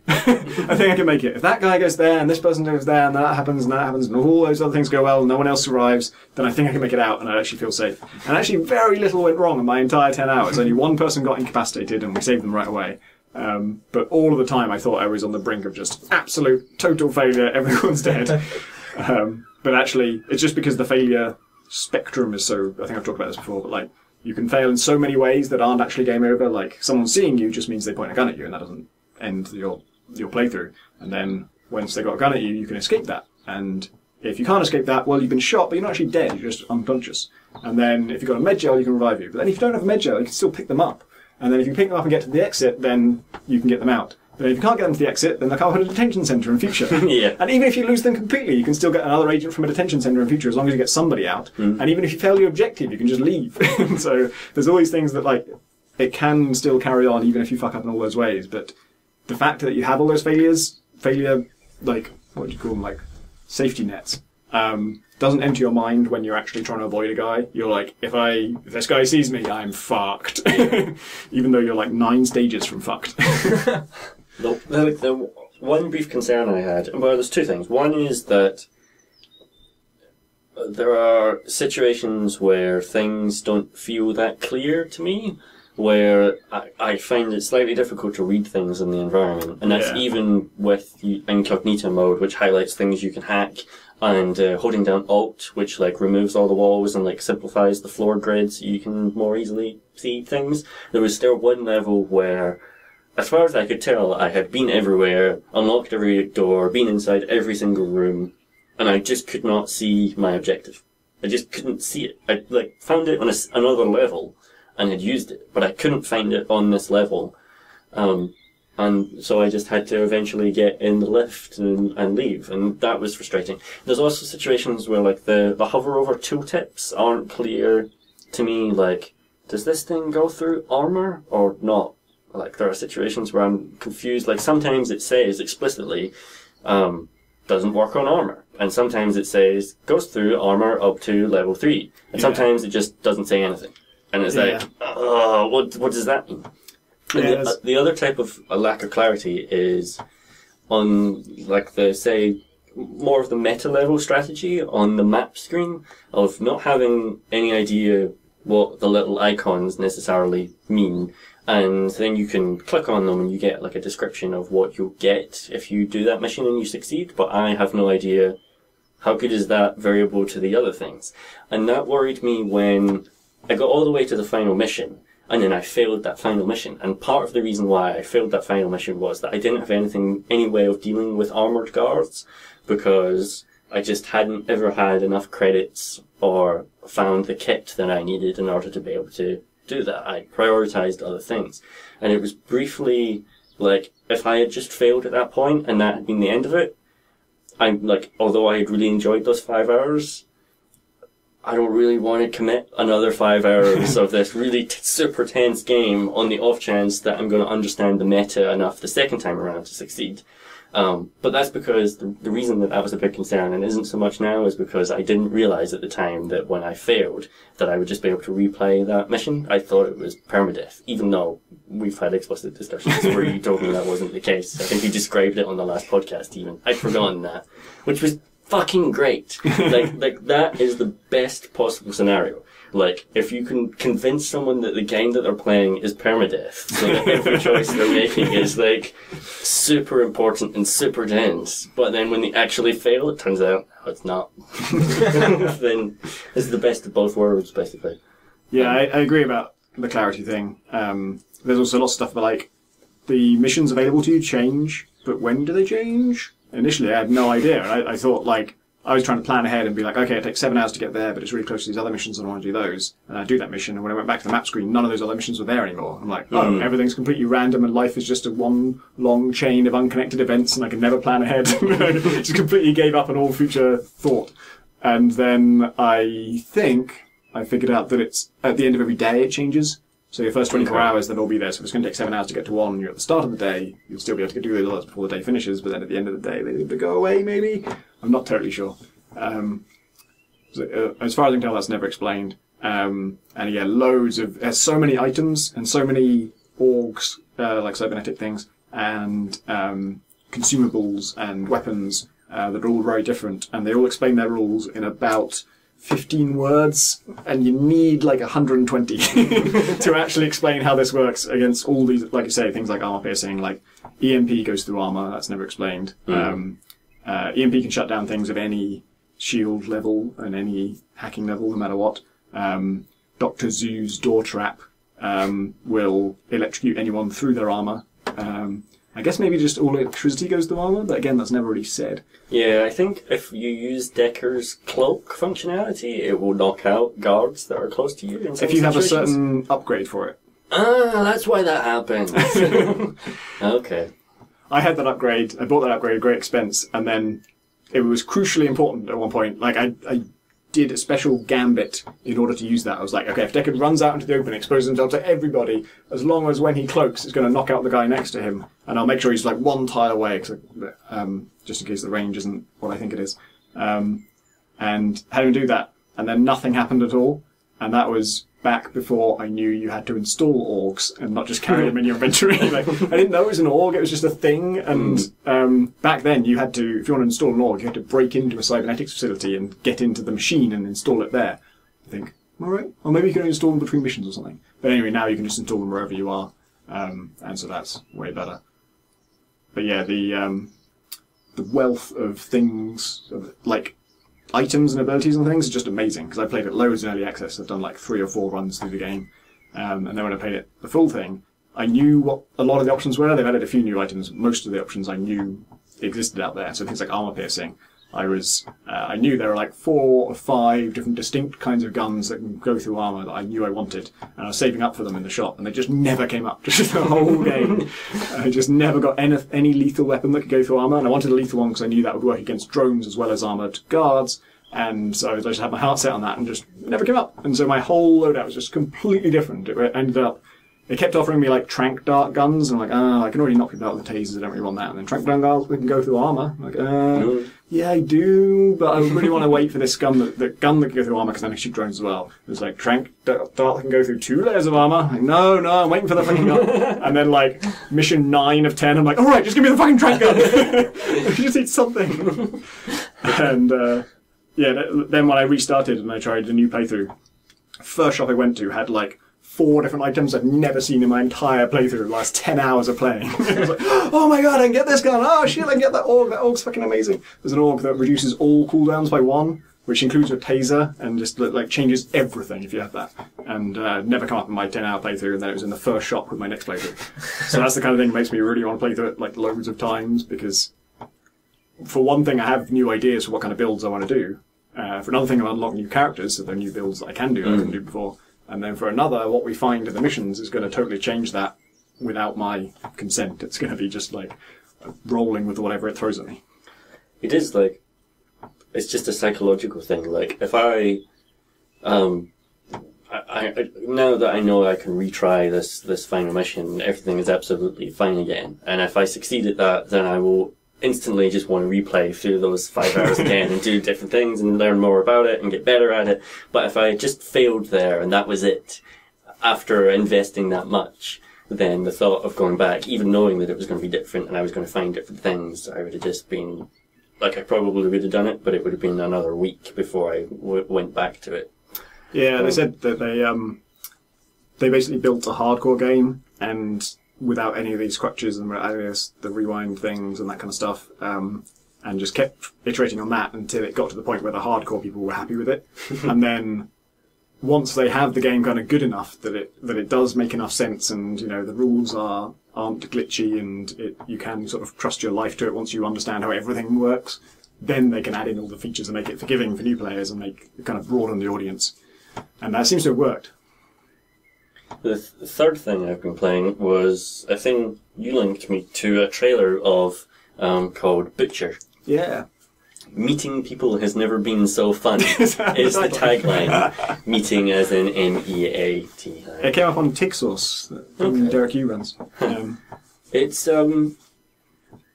side-scrolling, ultra-violent platformer, and it reminds me of like ultra-violent Amiga games I would play back in the days before first-person games were a thing, and those were the ultra-violent things. And you're kind of a dark, metallic world. You're running around. You've got a shotgun. You can pick up grenade launchers, machine guns, pistols, that kind of stuff. And your enemies have similar weapons. And whenever you shoot anyone, just blood sprays everywhere. And then there's like jetpack guys that when you shoot them, they burst into flame. And blood not only like sprays all over the wall behind, but like drips down through the platform that they're on and like dribbles down the entire level, so you can be like 4 floors below and the blood is still dripping down. And it's just a 10-minute long little prototype, and it's super satisfying to play and leap around and kill things in. And it really reminded me of Soldat. It's by the Soldat guys. Yeah, which I didn't realise at the time. Who at first was like, oh, this is by the guys that did King's Gold, which is like a 2D competitive multiplayer game where you can all the scenery is destructible. So as well as being able to like build castles the opposite side of this map, you can also do tunnels, you can build catapults and stuff like that, and you're trying to steal the gold from your enemy's castle. And I was like, oh, it's by those guys. And then realised they also did Soldat. Like, it's a super cool little thing, and I have no idea if they are turning it into a full game, because the prototype came out in like August of last year. Yeah, the TigSauce post, I think, said something like, the Soldat guys are up to a lot of things, and here's one of their games, and here's another of their games, and I don't know what the other one was, but Butcher caught my eye. Is everyone screaming all the time in Butcher? It seems that way in the trailer, because there is a lot of screaming, but it's basically, it's a thing that ultra-violent games often do, where you kill a person and they're down and they're never going to get back up, but they would maybe lie around on the ground bleeding and going, ah! Ah! Ah! Well, blood sprays out. And it's annoying in the trailer a little bit, because it's just going on in the background. It's less annoying in the game, because you can just go up and kick them until they stop. There's just a kick button that you can use at any point, and their corpse rolls around. Well, not their corpse, they're not dead yet. But it stops them. The kick might have done. Yeah, who knows? Did they also like get attached to things? I thought I saw him kick a corpse and it was like tied to the scenery and it kicked it repeatedly. I haven't noticed that. There is like there's a couple of like mini bosses that you encounter in this 10-minute prototype, one of which is just a room that you get trapped within, which has a spinning saw blade that's going around it that you have to dodge while also fighting the enemies that are spawning. And if you get gored by the spinning saw blade, or if any of the enemies do, other than the jetpack guys that just explode, it looks as if your intestines get like wrapped around it, and then you're getting dragged around by this thing. But I don't know. So you're briefly attached to that. Cannon Fodder had that thing of people lying on the ground and bleeding out. It was horrible. And great. And Rise of the Triads had... I can't remember if it had that, but it definitely had a thing where they would pretend to be dead. Or no, I think you could shoot them and they'd go onto their knees, and they would say like, "Oh, please don't kill me," but then if you turn your back on them, they get back up and shoot you, so you have to kill them. So it trains you to kill people even when they're begging for mercy and unarmed. It's got to be the first game with kind of the elasticity of intestines fully simulated, right? I'm assuming it's intestines. I mean, what else would be like pink and stringy and kind of stretchy? Yep. I remember in the original Prince of Persia, if you got mashed by one of those like jaw gates, like sort of blade jaws, they would cut you in half, but also like your innards would get attached to the blades, and when they opened again, you'd be kind of strung between them. Good times. 2D games used to be horrible. Yeah, thank God the games industry got a lot less violent and a lot more enlightened. Yeah. Shall we do questions? Some questions. I think so, Graham. Let's do them. Yay! You should do them. Do them. Do them. John writes, "Hello, Treasure Chest and Small Key. Just wanted to add another suggestion for a communist game, Heroes of the Storm. In it, you are assigned..." Out of context, it just sounds hilarious. Yeah, this is a conversation we had in the podcast, or you guys had on the podcast 2-3 weeks ago. Many moons ago. And it's come back as readers write in with helpful suggestions. In Like Heroes communism. In Heroes of the Storm, you are assigned a role as part of your communist state, and are equally rewarded by the state for the cumulative action of the whole. I think it would be perfect for this until the end stat screen, where those who have not contributed well are highlighted and put in front of a firing squad of comments. Sad face. Thanks for the great podcast. Thanks for drinking rum, everybody. John. Yeah, I suppose that's true for the heroes involved in the game. It's not true for the players, because obviously HOTS is extremely expensive. That's the way it charges you stuff. I noticed actually in one of the recent patches they've taken away the visible cost of all the items in the shop, so you can't see how much they cost. Up front, you have to click on the characters, and then it brings up the price afterwards. Get attached first. Yeah, make the rash decision to buy this thing before you realise how much it's going to cost you, and it's going to cost you a lot. This is almost like the other end of the spectrum. Capitalist games. There's a great Let's Play. I'm just really finding an excuse to mention this because it's a great Let's Play of GTA 5, where the guy plays it as a pacifist, and he's playing GTA Online.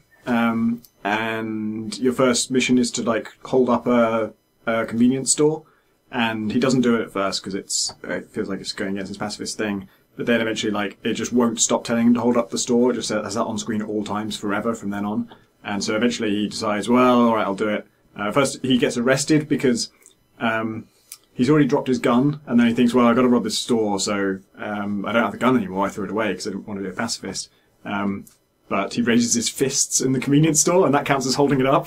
But the guy won't give him money because he doesn't have a gun on him, so he doesn't actually give him the money. He doesn't complete the mission, but he still calls the cops for him like raising his fists in the shop. So he gets like shot at by the police for putting his jukes up.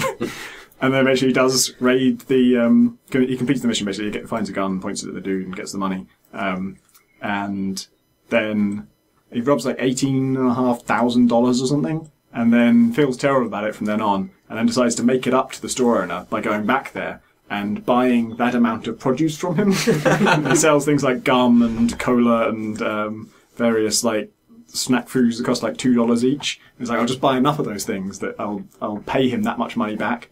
And the problem is you can only carry like 10 of each of those things, and then weirdly even the shop runs out of stock of them, as if they're like worried you might unbalance the game by buying too many like cans of soda. And then the other problem is, so then he has to eat them to get rid of them. But then he finds that when you eat something or consume something in GTA, there's an animation for it. But then you throw like the can on the ground, and so then he's littering, and he feels bad about that. So he has to like go around the town until he finds a dumpster that he can stand in the dumpster, so that every time his character throws away the soda can, it lands in the trash. And but obviously it's a massively time-consuming thing. So now he just has to go back to that store like on a regular basis for the rest of his life to try and make it up to this guy. I tried to do almost the exact same thing. I tried to play GTA Online Pacifist, and so I went and I created a new character, but I skipped the tutorial stuff, which means you don't get you have to hold up the store thing. Oh, right.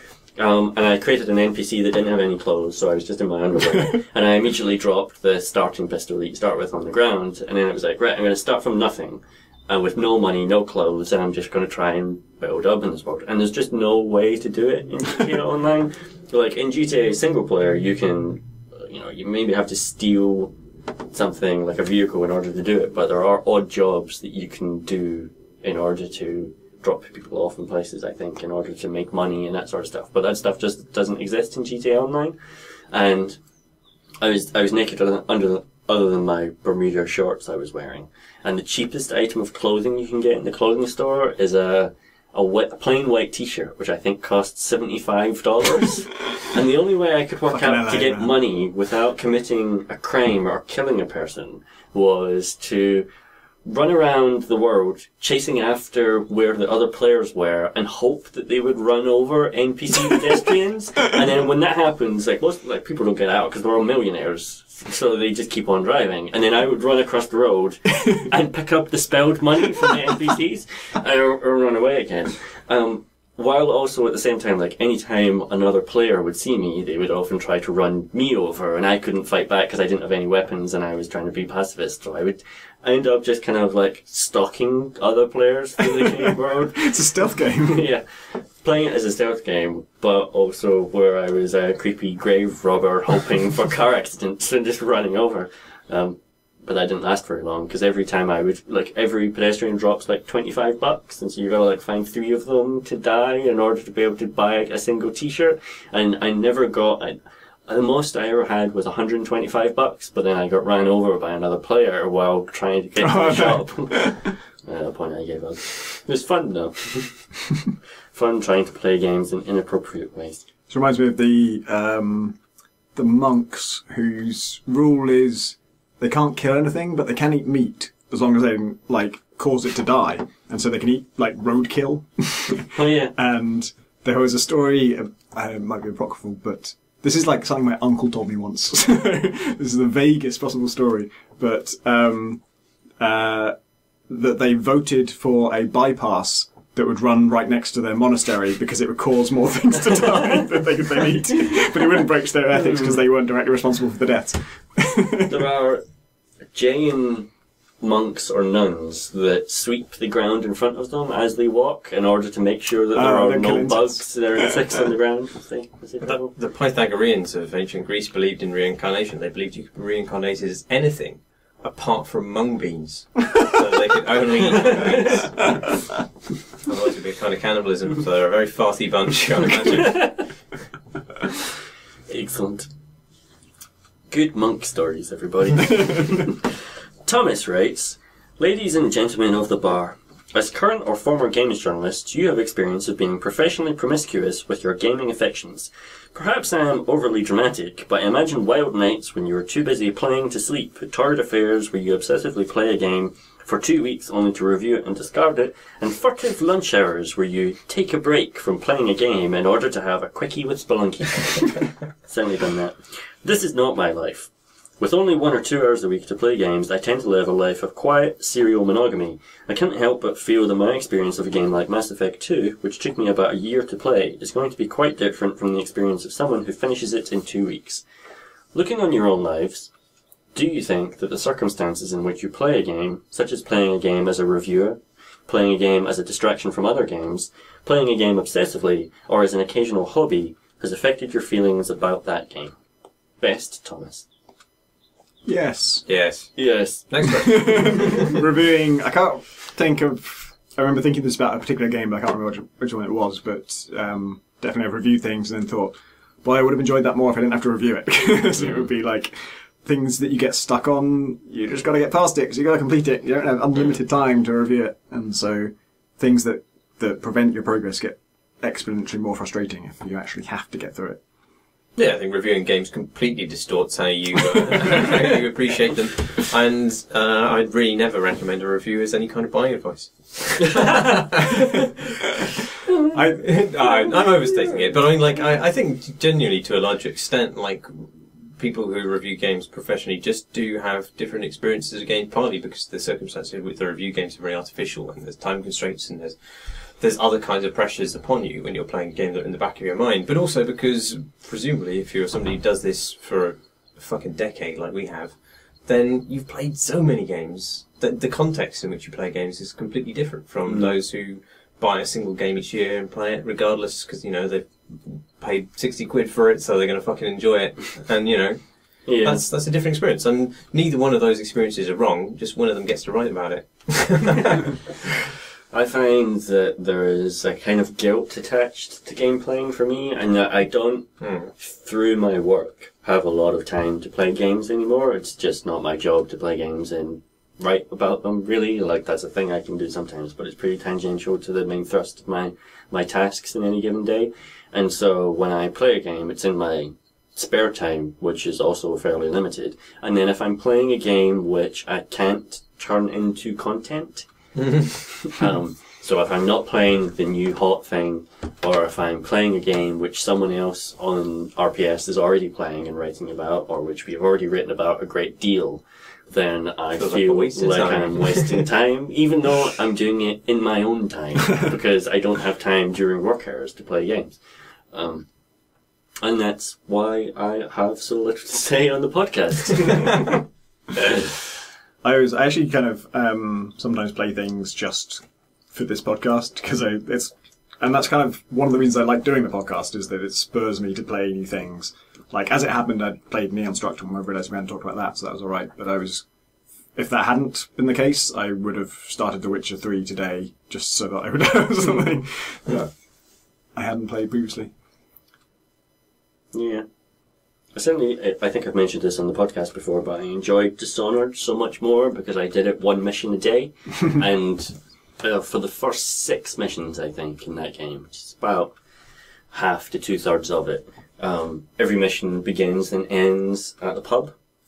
Yeah. And so you go off on a mission, get off the boat and go do a thing, and then it ends with you taking the boat back home and having a little bit of stuff at home, and then you've got your bed upstairs. So I could end each mission by walking upstairs to my bed, basically, and then saving the game, turning it off and going to bed and getting up and starting the next day, and it's also pretty much the next day in the fiction, or certainly it's a new morning anyway.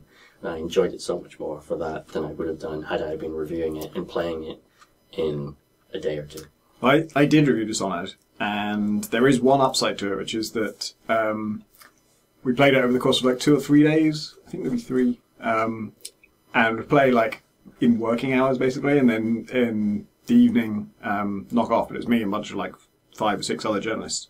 And so when we left, we'd all just be talking about what we did that day in the game. And so we'd have 5 or 6 different stories about the different ways of playing, and we'd compare notes and realise, oh, if you do it this different way, you get this other, interesting thing. That's cool. And the same with Oblivion. I only played it with one other person when I reviewed that game, and because they were doing the Xbox exclusive and I was doing the PC exclusive.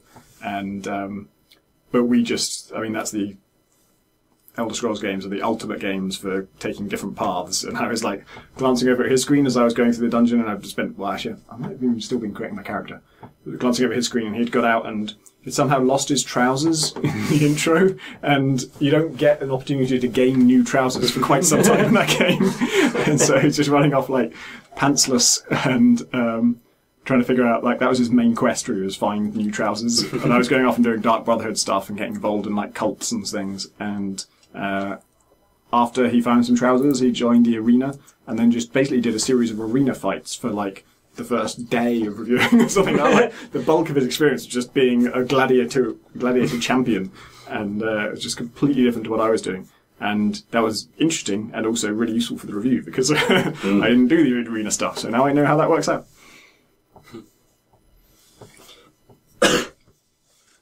Excuse me. Aidan writes, "Hi all. I recently completed the first Dark Souls after hearing my friend rave about it every time we met." Are you his friend? "I feel compelled to get my other friends to play it too, so we can suffer together. This Dark Souls infection seems to have spread to at least one member of every gaming podcast I listen to, and the Dota virus is similarly pernicious. My entire group has been carrying it since the Gunso days of Warcraft 3, and my flatmate even picked it up before he moved to Singapore. Fortunately, as a Glaswegian in Singapore, he's probably still in quarantine. But I expect a pandemic to sweep Southeast Asia. The interesting thing about these diseases is that they cause the infected to actively propagate them through the world. I have gifted people copies of games not out of kindness, but out of a strange desire to share an experience, even a frustrating and life-devouring one like Dota. My question, how and why have you pushed games on your friends and families, and has it fared well or turned you into a leper, cast out onto the streets mumbling incoherently about poise, multiplicative, bash scaling, and lag stabs? Thanks for the cast, Aidan." My example of this is that you bought everyone in the office a copy of Supreme Commander Forged Alliance. Did we play it after that? Yep.